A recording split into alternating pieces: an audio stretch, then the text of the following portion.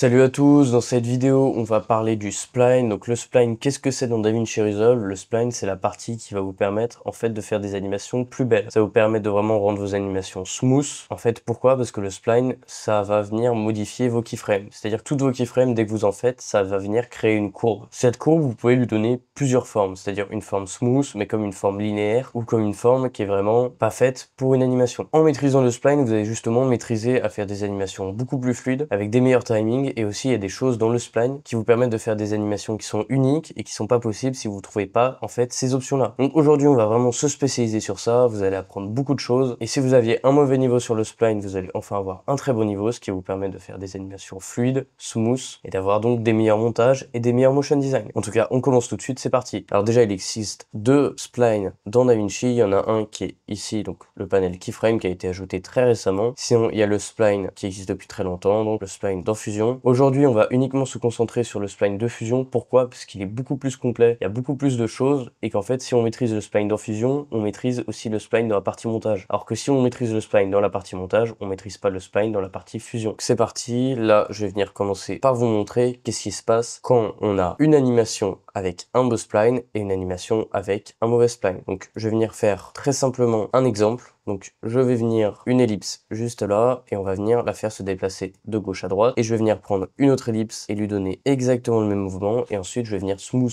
une avec le spline et une sans la smooth. Là je mets une keyframe là, je viens me déplacer sur le côté et maintenant je fais CTRL-C, CTRL-V, je connecte ça juste là, je mets ça en viewer. Là les deux ont exactement le même mouvement parce que je suis pas venu modifier le spline mais on va venir dans celle qui est en dessous, aller dans le spline et là déjà on va venir voir comment marche le spline pour ceux qui sont très débutants. Alors, le spline déjà on vient l'ouvrir juste ici. Et ensuite sur le côté on va trouver les paramètres qu'on sélectionne et que là moi j'ai sélectionné ellipse, donc en fait j'ai cette ellipse là qui est sélectionnée. Maintenant au début il y a de fortes chances que vous ayez beaucoup de trucs juste ici. C'est parce qu'il faut venir cliquer sur les trois petits points et faire show only selected tool. Si je fais pas show only selected tool, vous voyez que ça va venir me prendre tous mes nœuds.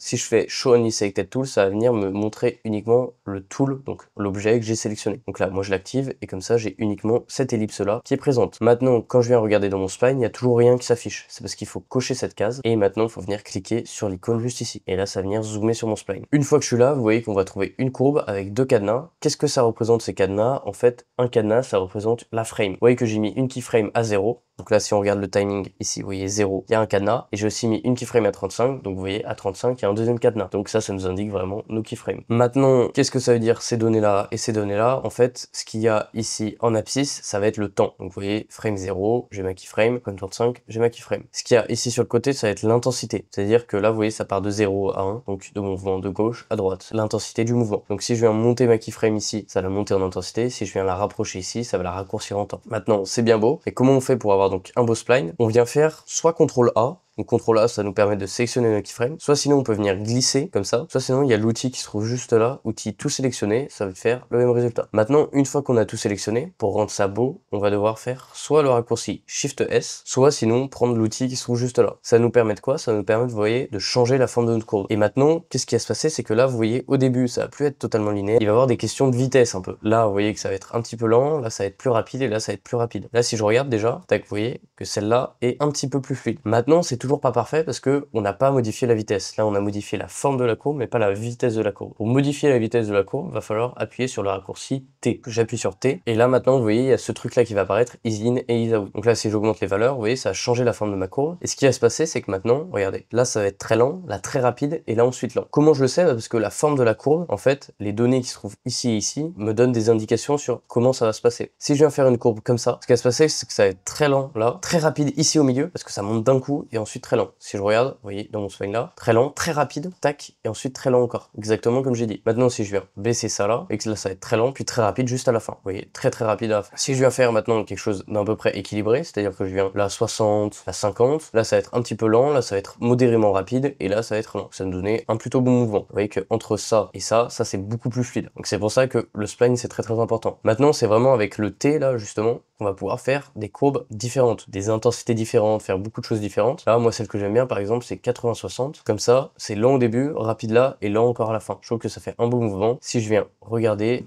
et là, tac, j'ai vraiment un mouvement qui est beaucoup plus fluide que ça. Et ça, bien évidemment, je le montre que sur un seul mouvement. Mais en fait, quand vous avez énormément d'éléments dans votre composition et que vous mettez du spline surtout, ça va vraiment rendre votre animation beaucoup plus fluide. Surtout que là, je vous montre uniquement le spline, mais il y a une autre chose à venir modifier pour que ça soit encore plus fluide, c'est venir ajouter le flou de mouvement. Il se trouve au même endroit dans tous les nœuds. Où est-ce qu'on le trouve? On vient, par exemple, dans ellipse, on vient dans paramètres, et là, flou de mouvement. Là, je vous montre ça dans ellipse, mais si je viens dans background, paramètres, ici, flou de mouvement pareil. Pareil ici dans les merge. Ça se trouve toujours au même endroit. Maintenant, sur quoi on vient mettre le flou de mouvement? C'est plutôt simple, on vient mettre le flou de mouvement, en fait, sur ce qui a du mouvement. Donc là, qu'est-ce qu'il y a du mouvement dans notre animation? C'est uniquement mon ellipse, donc je mets ça uniquement sur l'ellipse. Et là, vous voyez, donc c'est encore plus fluide parce qu'il va y avoir un petit peu de flou au niveau du mouvement, et donc en fait, pour notre œil, c'est vraiment beaucoup plus fluide. Donc voilà, c'était vraiment les bases du spline, et on va venir passer à quelque chose d'un peu plus avancé dans le spline, ça va être les outils du spline. Donc les outils du spline, où est-ce que ça se trouve? Ça se trouve dans le spline, c'est ce que je vous montrais juste en dessous ici. Qu'est-ce qu'on a comme outil? Déjà, on va avoir les outils qu'on a juste utilisés, donc outils linéaires pour que ça soit linéaire, outils en S pour que ça vienne en S, après l'outil sélectionné, ça on a vu. Maintenant, on va avoir d'autres outils. Déjà, on a l'outil juste ici qui nous permet d'inverser. Vous voyez, ça va venir inverser ma courbe, et donc ça va venir inverser mon animation. Là, vous voyez que ça partait de gauche à droite, là ça part de droite à gauche. Et si je reclique dessus, ça va venir inverser encore et être de nouveau dans le bon sens. Je vais aussi voir un outil qui s'appelle régler boucle. Qu'est-ce que ça va faire ça? Ça va venir automatiquement répéter mon mouvement. Vous voyez que celle-là s'est arrêtée, mais vu que j'ai fait régler boucle sur l'autre spline, vous voyez que là il y a des courbes qui viennent se placer, et en fait ça va venir répéter ça à l'infini. J'ai la même chose ici, donc ça s'appelle ping-pong. C'est quoi la différence? C'est que ça va se répéter, mais en fait là, au lieu de revenir au mouvement de base, ça va se répéter en faisant le mouvement inverse. Vous voyez, si je regarde mes courbes là, tac, ça fait le mouvement inverse. Et ça se répète à l'infini. C'est-à-dire que si je viens augmenter la durée de ma composition fusion, ça va, vous voyez, continuer de se répéter. Maintenant, on va voir aussi celui-là. Donc celui-là, qu'est-ce qu'il fait? Il va se répéter à l'infini, mais en augmentant l'intensité. Je vous rappelle, l'intensité, c'est ce qu'il y a là. Vous voyez, à chaque fois, ça augmente l'intensité. Donc là, on le voit plus dans l'écran parce que, vous voyez, tac, il va partir très très lent jusqu'à là-bas. Maintenant, on va aussi avoir ce qu'il y a juste ici. Donc ça s'appelle les steps.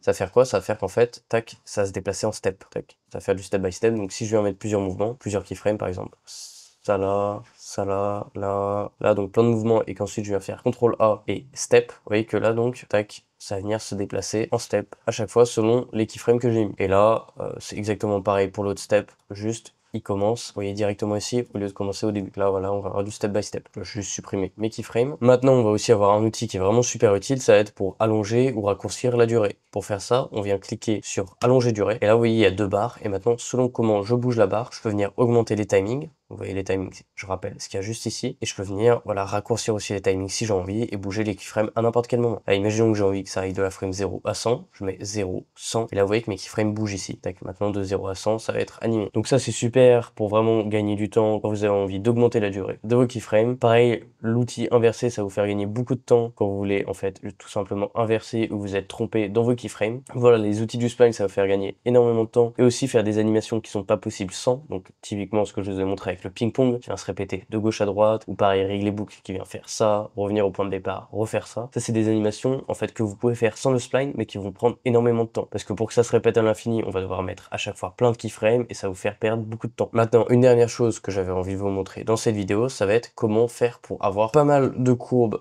déjà créées dans DaVinci juste ici. Pour ça, il suffit de faire CTRL A. Donc CTRL A, faut toujours le faire pour prendre des outils ou pour sélectionner ou faire quelque chose, faut toujours faire CTRL A pour bien avoir nos keyframes. Ensuite, clic droit, et là, on va venir dans Easing, et Easing, vous voyez, en fait, il y a des courbes qui sont déjà créées. Par exemple, Outcubic, là, vous voyez, DaVinci va venir nous mettre une courbe qu'il a créée, et là, tac, on va voir ça. On en a pas mal. On a aussi Outbackcubic. Elle va nous faire un rebond, vous voyez. Tac, elle va dépasser de la valeur, puis revenir. Là, c'est un petit peu lent parce que j'ai mis 100 keyframes, mais si je viens reprendre mon outil pour raccourcir, et comme ça, et je regarde, tac, là, je vais avoir donc mon rebond. Pourquoi? Parce que si je regarde au niveau de l'intensité, vous voyez, ça vient dépasser. Là, ça va faire vraiment, donc, un rebond. Aussi, clic droit, Incubic. Donc, ça va être l'inverse de Outcubic. Très lent à la fin. Et donc, vous pouvez venir tester un petit peu toutes ces courbes, et il y a énormément de choses. Donc, en tout cas, si vous voulez continuer de progresser sur DaVinci Resolve, apprendre beaucoup plus de choses que ça, et pouvoir devenir monteur pro et monétiser votre compétence, le meilleur moyen c'est de faire un accompagnement personnalisé avec moi. Je vous prends du niveau 0 jusqu'au niveau monteur pro, trouvez vos premiers clients, monétisez votre compétence. Si vous avez déjà un niveau, c'est pas grave, je vais vous faire avoir encore un meilleur niveau et trouver vos premiers clients. Donc si vous êtes intéressé pour l'accompagnement personnalisé, dans la description il y a un formulaire, vous y répondez et ensuite je vous contacte. Maintenant si vous voulez progresser en communauté cette fois-ci, dans la description c'est pareil, il y a un lien vers mon Discord, vous le rejoignez, à l'intérieur il y a une vidéo qui va vous expliquer les différents retour de membres, comment fonctionne le serveur et différents types d'abonnements. Donc voilà 2 offres, une avec abonnement, une sans abonnement, une en communauté ou une seulement avec moi. À vous de choisir celle que vous préférez, tout est dans la description. Et en tout cas, si vous avez appris des choses avec cette vidéo et que vous avez aimé cette vidéo, n'hésitez pas à liker et vous abonner. À bientôt.